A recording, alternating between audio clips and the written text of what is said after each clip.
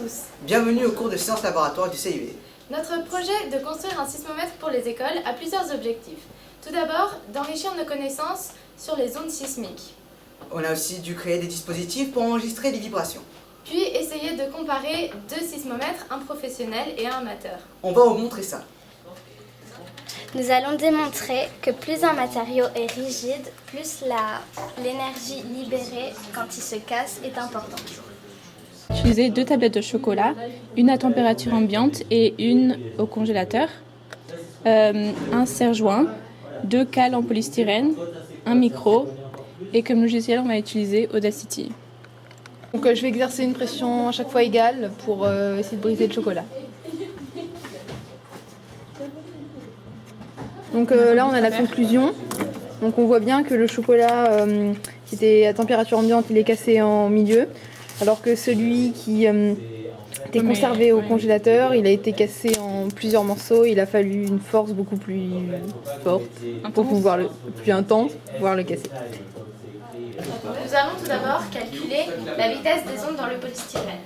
Voici 2 capteurs espacés de 1 mètre et reliés à l'ordinateur.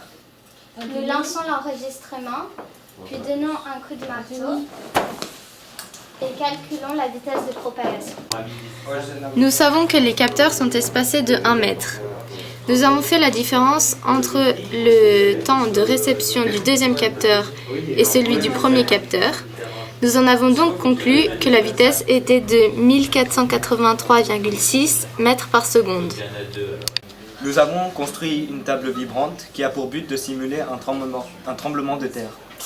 Elle est faite à partir de polystyrène et de bâtiments faits à partir de bouts de caillé.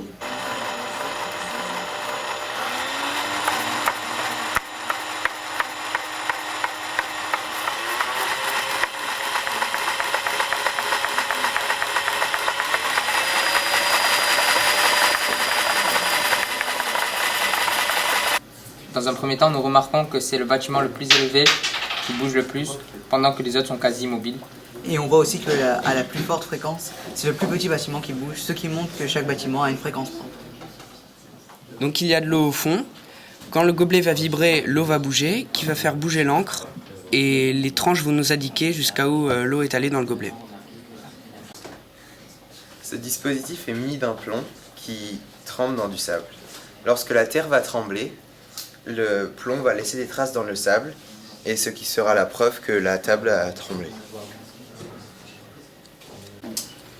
Alors, lors d'un séisme, le support bouge avec le sol. Ensuite, le mouvement de la bobine par rapport à l'aimant crée un courant électrique.